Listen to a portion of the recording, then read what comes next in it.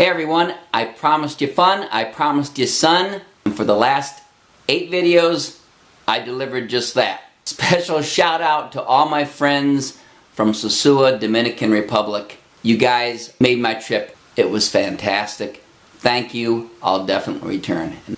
And to the rest of you who are watching, hey, special thanks to you, since based on my YouTube analytics, my watch time, my views, and my subscribers were all up 50 to 100% over that period of time of the last 8 videos relative to the same period prior.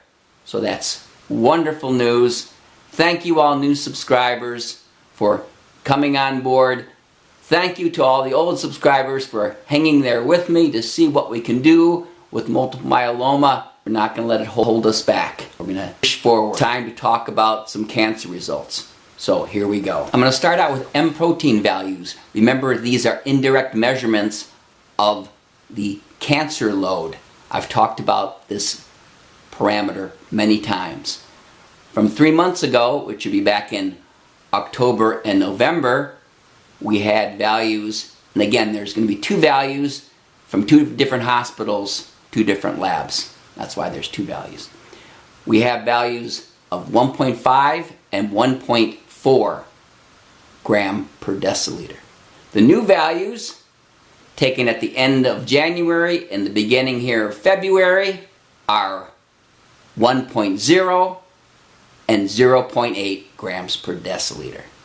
Excellent news. We certainly haven't seen an increase yet.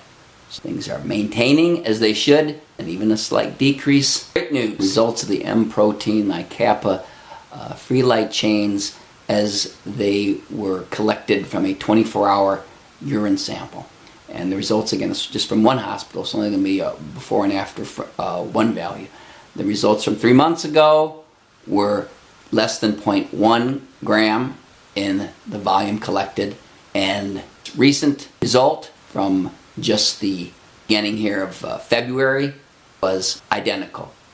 Okay, the last thing I want to discuss is my bone survey. Again, I had a bone survey also done here just recently and compared to 3 months ago. The answer is really no change. There's all kinds of lytic lesions all over my skull, all over my spine, all over my femur, my humerus, but no new ones. Nothing's getting worse. Things are healing. So that's the good news.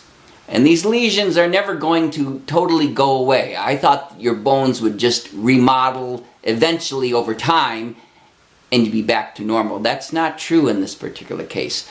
The holes that the lesions have made in my bones are going to stay there. They'll fill in a little bit with calcium and with some scar tissue, but they're not going to mold over like brand new bone. That's just not what happens. So I've got to be a little bit careful down the road. But the key is that no new fractures, and those that were there were a couple in my ribs, and there's a big divot out of my left humerus.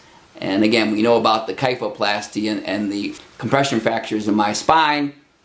Everything is healing. So that's good news. What's the bottom line? What's the take-home message from all this data? We are maintaining. We have yet to see an increase in any cancer-related biological parameter. Things are either the same or a little bit decreased from 3 months ago. Excellent news. Hang in there with me. Thank you. I promise you some more fun and sun. We're going to do it. I know we can. I know I can.